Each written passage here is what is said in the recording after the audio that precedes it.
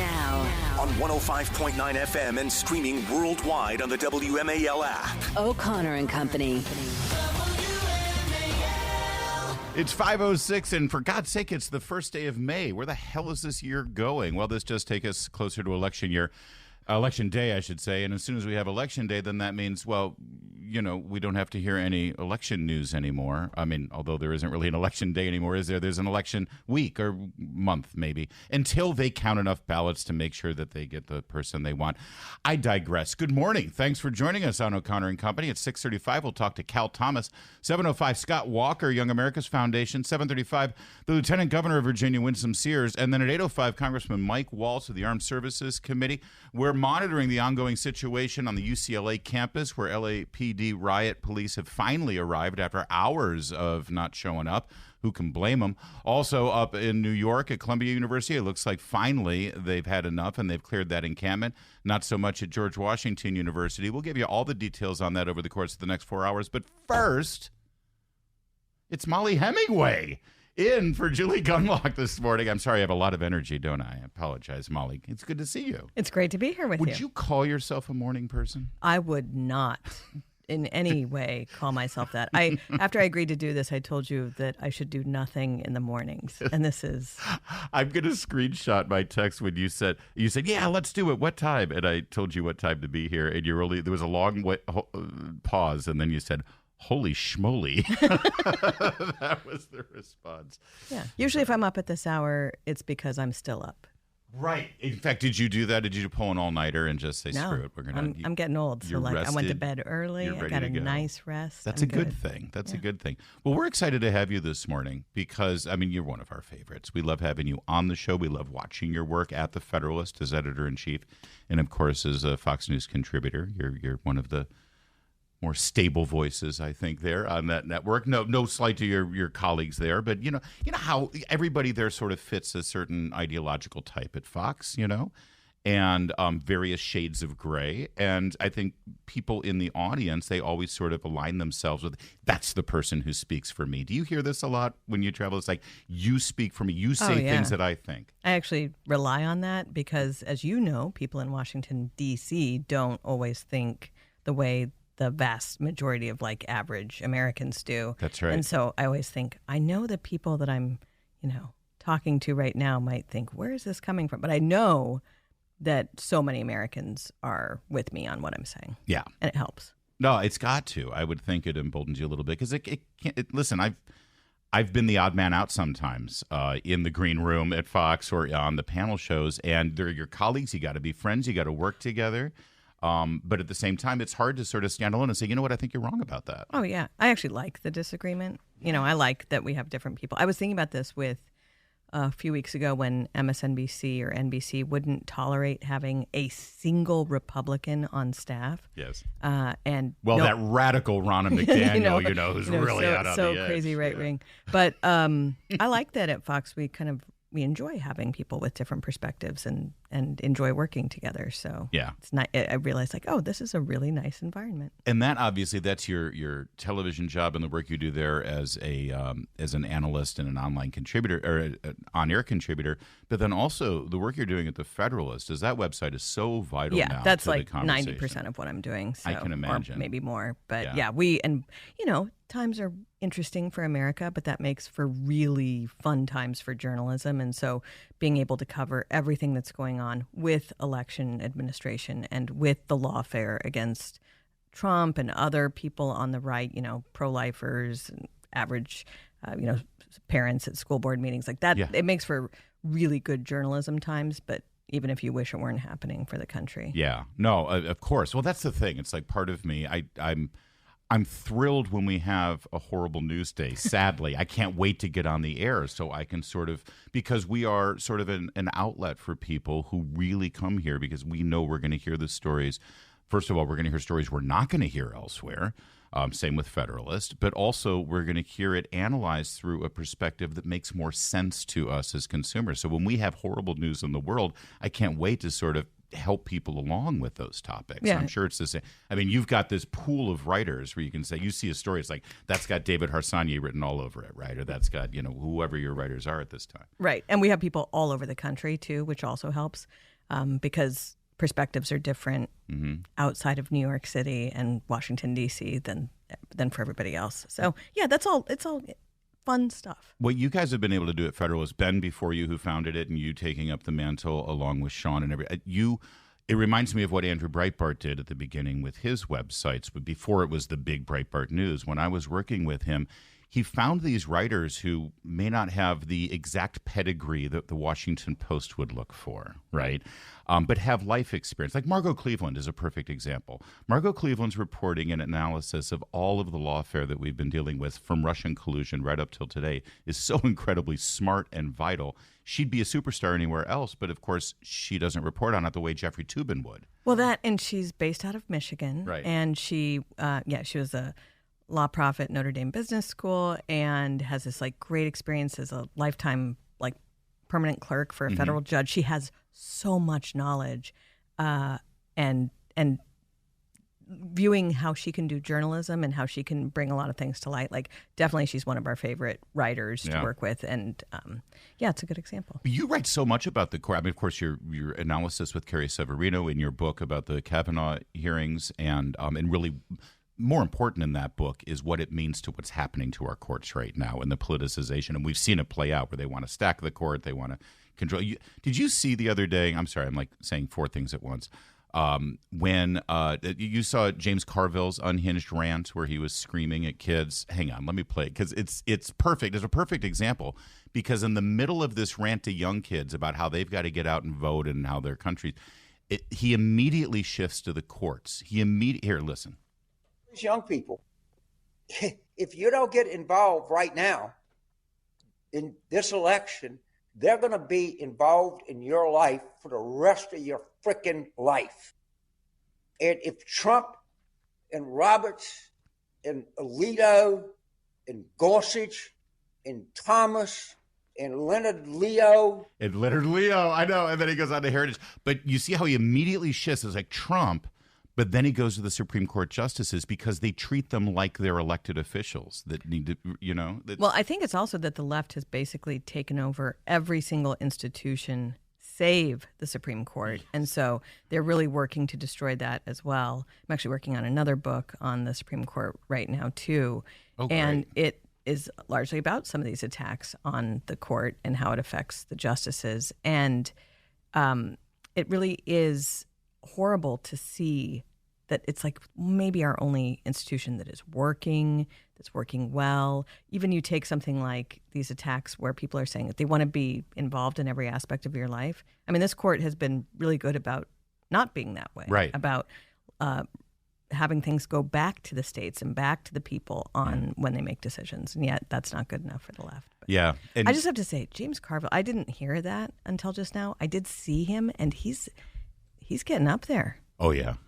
Yeah. He's sounding crazy. I mean, he's still got more going for him than our president does. I mean, you got to give him that. But yes, actually, I didn't even. So my advice to tell these young people to get off your and go vote, because you should vote like your entire future and the entire future of this United States depends on it. This is the guy who used to say it's the economy, stupid. And are you better off than you were free? And they don't have that. See, they can't say that now. So all he's got is our country will be destroyed and they're going to take away all of your freedoms. Yeah, and I feel like, fear is a good motivator for people, but this is such a negative approach for them to be taken. Because it's not just James Carville. You're seeing a lot of people trying to instill fear in people as a way to get them to vote for their party. But yeah, our young people will see that and say, okay, boomer, you just go keep ranting at your camera. All right, we've got more with Mollie Hemingway. We've got updates coming out of UCLA campus coming up in a bit as well. And let's talk about the Trump trials. And you can bring your vast legal expertise to the table there. Kidding, she's not a lawyer. It's 5:15. Oh, I'm doing it. WMAL. Making sense of the news. Live. From the Home Paramount Pest Control Studios. Home Paramount, the leader in pest control since 1939. WMAL. Making sense of the border. Because laws either matter or they don't. Download the WMAL app to stream us for free. We know you love Mollie Hemingway. We know you love her work at Federalist. We know you love her book reporting. We know her authorship of her books. We know you love her work on Fox News. But Mollie, I feel like you're one of those people who has a public persona and like out there doing a lot of television and punditry and analysis. And people, where did she come from? It's like you just sort of emerged. And I know it hasn't been like that. It's been a long career and a lot of work. But did you go to college? I know you're affiliated with Hillsdale in a big way. Did you go to Hillsdale? Oh, No. excuse me. I didn't turn your microphone on. I did not go to Hillsdale. I went to University of Colorado, and I grew up out west. You're But- a Buffalo. Yeah, Are you excited about Coach Deion Sanders? I am. Neon, Like, Deion, Coach he's Primetime. fun. Yeah, Coach so Prime. we're very excited about what's going to happen in I the can program imagine. there. Yes. But yeah, came out here, and journalism is a second career for me. But I just immediately took to it once I started reporting. I thought, oh, this is what I was made to do. So. I half jokingly talked about your legal background because you do write about lawfare in the courts, and you seem like you have a legal background, but you did not get a law degree. I did not. I did want to go to law school, and occasionally even still think about doing it. But having been able to write about the courts and interview so many prominent judges and law professors, I kind of feel like I've gotten this journalist version of a law degree. You Yeah. know, like I don't know anything, and so when some law prof or judge will use some Latin term that I don't know what it means, and I'll say, "No, what is that?" And then they just sort of sit you down and give you a wonderful history of how that what that term means and what the history of it love is. that. And I'm like, this is the best way to do law school. Soak it in. Well, and I have a theory about law in America, and that our founders created a situation. And if you look at the Constitution here, 200 almost 50 years later, you read it, you can figure it out. You understand it. They wrote in a way that was understandable for people who, let's face it, there were a lot of Americans who were illiterate at the time that they were representing. And they wrote it in a way where the common man using common sense could understand what's right and wrong and how things should work.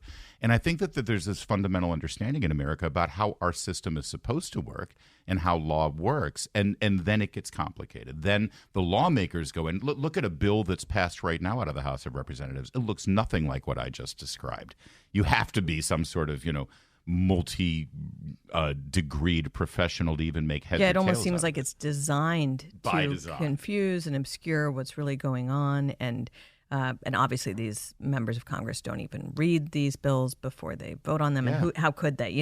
It's just Right. it's not a good system. Because it's written by those lawyers who basically are hired by their clients to make sure that there's a little loophole for their guys to be able to wiggle their way out of the law as it's intended. And we haven't even talked about regulatory procedure, which I think is a really exciting 5 a.m. topic. But like the way the federal government writes regulations, also clearly designed to have carve outs for one company and punish others, and it does affect like how you feel about self-government when you have no idea what the law is, what the regulations are, when there are so many things going on. So you graduated from Colorado. Did you immediately come to D.C.? How did you fall into the journalism life? I mean, it took a Fall few into. years. Yeah, it took a few years, but I just decided actually after 9/11 that I wanted a career change, and that was when I decided to start going into journalism. I really liked it. I was working for a publication called Radio y Musica, Radio and Records. Yeah. And covering the radio and recording industry. And it was so much fun. You got to interview people at the FCC or in the oversight committees or people who run radio companies. And I just liked the idea that I could interview people, ask them questions, write stories, and help make sense of things. So it was a political beat, but it was specifically geared toward the music industry. Oh, That's yeah. so And- cool. Yeah, it was cool. And I've actually always loved radio and loved that. Just like love listening to it and how the whole industry works. But then, worked for Gannett for a long time, covering the federal government, and then much later started the Federalist. And I remember the first time, I'm sure I saw your work before that, but you covered the Gosnell trial, right? Yes. Yeah, that was, I think, back in like 2013 12 or or something 13, I like wanna that. say, And yeah. so that was one of the things that had always interested me was how the media covered the abortion issue and how they used loaded language and how they clearly favored people who support abortion. And so when the Gosnell trial happened, which was this trial about a guy in Pennsylvania who had killed some of the women, or at least I think he was convicted of one of the women. He was a serial He killer, performed though. an abortion. I mean, he on, was... yeah. And like had delivered children and then killed them, and had run just like a horrible clinic and everything. It was, objectively speaking, a major news story, except that the corporate media were not covering it. And so I kind of shamed everybody into covering it. Yeah, in fact, didn't you snap a picture of the chairs that had been reserved? Or that wasn't you. No. One of the other colleagues that was writing on it? Yeah, but this local reporter in Pennsylvania showed how they had reserved so many seats for the media and nobody showed up. They were all empty. Yeah. Empty chairs. Well, it's a long drive to Philadelphia from D.C. Come on. Right. I mean, and New York. And abortion isn't a topic that the media cover obsessively. Right. Well, they do, but only from one. And it's certainly not something that every American cares about. And was that sort of a breakthrough for you covering that? I do think right? so. Where were you writing at that time when that? Get Religion, which was covering how the corporate media cover religion news. Yeah. Fantastic. All right, more with Mollie Hemingway all morning long, as well as the news of the day. Keep it here. It's 5:23. Now, On 105.9 FM and streaming worldwide on the WMAL app. O'Connor and Company. It's 5:36 now as we just roll along on what looks to be a very busy morning here in your nation's capital as we continue to monitor what's going on the campus of UCLA as those protests, that encampment has turned into a war zone. Same thing happened into the evening last night at Columbia, and we'll give you an update in just a moment. Also, at 6:35, Cal Thomas is going to be our guest. At 7:05, the great Governor Scott Walker of Wisconsin, Young America's Foundation. He knows a thing or two about campus protests. 7:35, Lieutenant Governor Winsome Sears will join us as we see these protests rolling into the University of Virginia. And then at 8:05, Congressman Michael Waltz, who thinks that whole Biden classified document thing is sort of a big deal. But it just disappeared, Mollie Hemingway. Mollie Hemingway is in for Julie Gunlock this morning. What's that all about? Isn't that amazing? Yeah. We have, old news. well, Just we have move a on. prosecution of a president over documents. As part of that, we learned that everybody had classified documents. Yes. And Joe Biden's problem just went away so nicely. But so Joe easily. cooperated, Mollie. See, he cooperated fully, and that's the difference. Yeah, I love the idea that if you use your constitutional rights to Yeah, your Fifth respond, Amendment right, that your you Fourth are Amendment that you right. are not cooperating. You're not Yeah. cooperating, and it's a delay tactic. I think that's due process, Also, what you're describing as a delay tactic. As part of an ongoing situation with the Department of Justice where they are doing everything in their power to destroy you. Why aren't you cooperating with that? We're going to get into the Trump criminal trials a little bit later on, where Donald Trump is on a recess today, actually. So he'll be campaigning in Wisconsin and Michigan. But let's turn to Los Angeles now. Just yesterday, the mayor of Los Angeles, Karen Bass, was on MSNBC, asked about the campus protests and encampments at USC and UCLA. Here's what she said. Well, I think both schools have handled them the best that they can. But I will tell you that right now, both USC and UCLA are peaceful. I know that the administration is talking to the protesters and trying to come to a peaceful resolution. So I feel good that we will get there. Now, she's clueless, Mollie, because she said this after we had already seen the videos of Jewish students being barred from walking across the campus they pay tuition for. The chants of kill the Jews. And this guy, a Jewish man who was tasered. Listen to this. This is a woman wearing a mask and a keffiyeh, and, covering herself up like she's wearing a righteous burqa that she just purchased from Banana Republic, using a taser on a guy. And that's when the mayor said it was peaceful. And then, of course, we saw the explosion of violence overnight. Yeah, I just think peaceful is the wrong word to be using to talk about any of this. For one thing, the entire basis of the protests is going back to October 7th. Yeah. That's when things started, was when, what was it, 1,100, 1,300, It's up to 1,200. At 1,200, I believe, casualties from the October 7th. Violently. Plus over 200 hostages still held. Violently murdered by Hamas. So really what we should be talking about is like why people are supporting the people who did that and why they're opposing Israel. That, like, you should actually talk about the content of it, but also, is it peaceful to falsely imprison someone by not letting them walk across the campus? Or, is it good or bad to take over a quad, to remove from the student population the right to use common areas, to not let people pass? Like, who cares if it's not breaking out into actual gunfights? Yeah. If the entire operation of the campus is destroyed. Yeah, 100%. And with the elected officials like Karen Bass in Los Angeles, Gavin Newsom in the State House, and also elected officials in New York and these other Democrat-run states who are allowing all this to happen, they came of age during the Rodney King riots in Los Angeles, where they think the good guys are the ones who are burning down buildings. And the police who are trying to keep order in the city are the bad guys. Now they're the mayor. Now they're the city council. So what are they supposed to do? Yeah, well, actually, what are they supposed to do? Because these are also people who just a few short years ago were supporting the BLM riots, were hating on police. And, to see people now realizing like, oh, this has really broken down on this situation, well, it's hard to feel much sympathy for them. Yeah, it's hard to say exactly what happened on the UCLA campus last night. There's some reports that a Jewish student was held against their will, hostage, if you will, for over an hour by the pro-Hamas protesters, and tensions just reached a level where violence broke out. We're never really going to know who started it, as it were, although I would argue that the people who took an illegal encampment in the middle of the campus quad and erected walls, I love how they like walls all of a sudden, to keep Jewish students out. I think they started it. They started it several days ago by this illegal behavior. But the violence continued through the night without any sign of the police. LAPD were either not, well, they were called. We know that because the campus administration said we called the police. But LAPD was told to stand down for hours. They just arrived about, 30 minutes ago.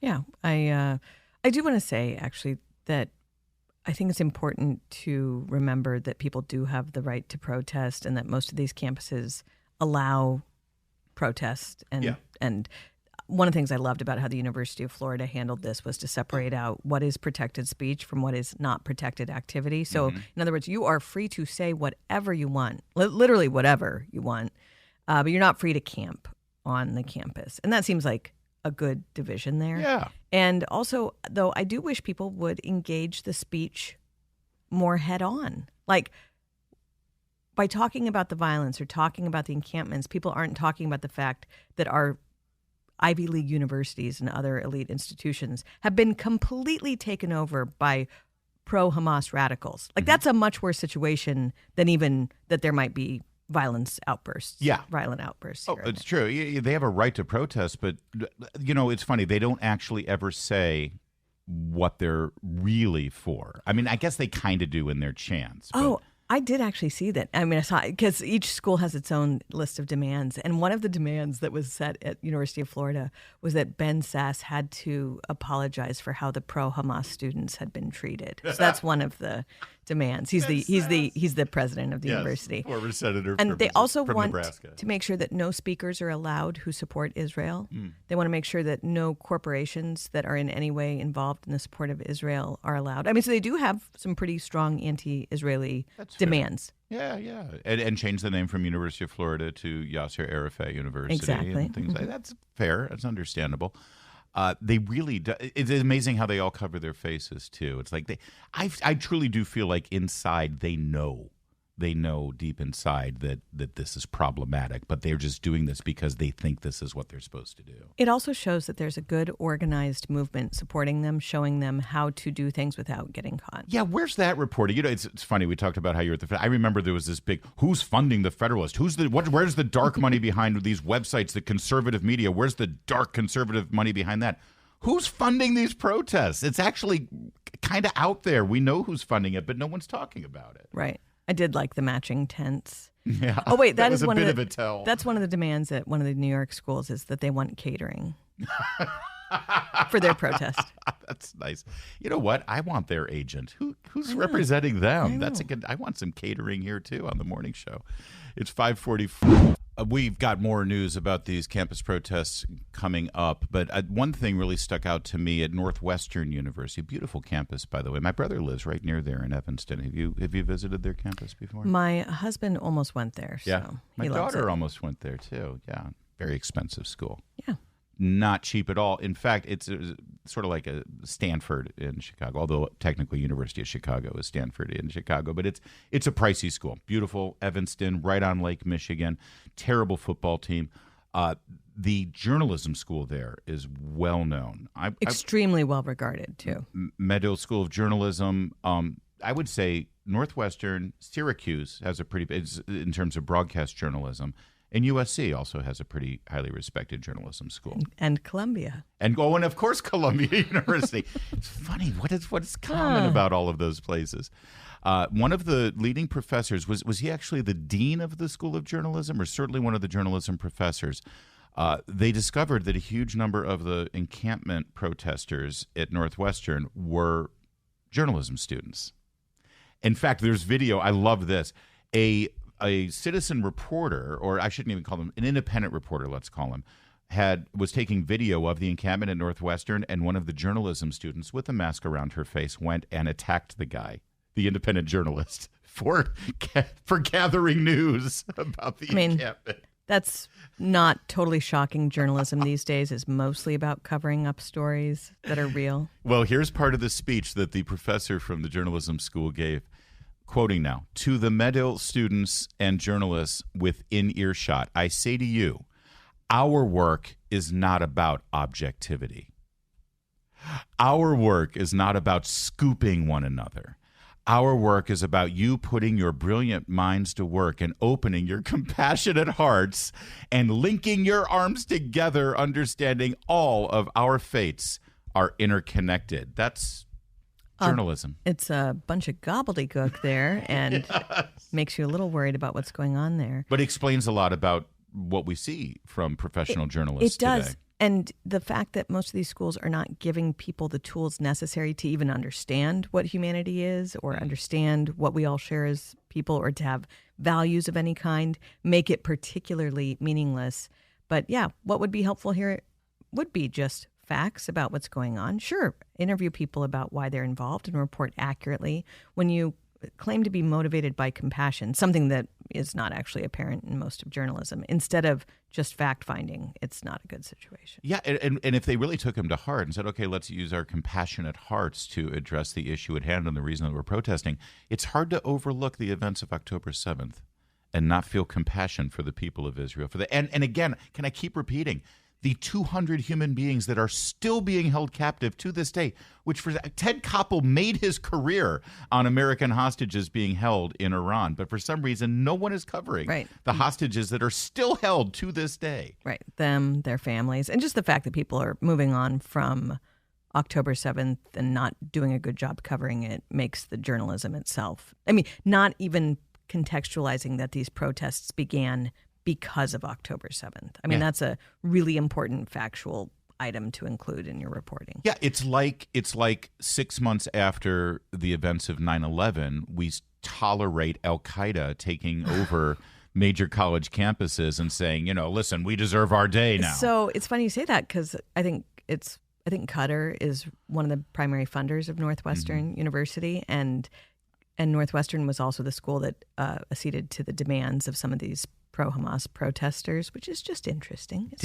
Didn't that country also underwrite part of the White House Correspondents' Dinner last week? They have a lot of money. But, I mean, it is partly why these things are being allowed right now on campuses, is because of how many foreign students, foreign funding from some of these affiliated countries. Well,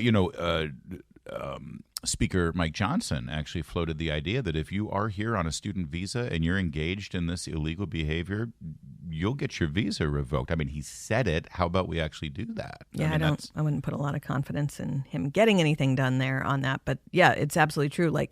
And there are so many, particularly at Columbia, so many students on visas. It's a pretty shockingly high percentage of their student population. Is that just about money? It's like, they're coming from rich countries. They're going to spend top dollar, so the universities are greedy. Because I would think that for our best colleges and higher places of education in this country that actually receive federal funds, that maybe deference should be given to American students first. I know it's a naive thought. It is absolutely about money and the amount of money you can get. And even Chinese national students, other countries, they are willing to pay top dollar versus what you in-state tuition or what have you. Yeah, that's great. They're altruistic though, those people. It's all about the compassionate and hearts. Things are going great in terms of what the students are learning and what we see as a result of that. Just couldn't be better. I honestly, with a shot through a political lens, which I think it's the law here in D.C., we have to shoot everything through the presidential election. I think it is important to point out that these are the people that Joe Biden wants to take money out of your pocket from to pay off their student loans. It's clarifying, let's say. It's 5:53.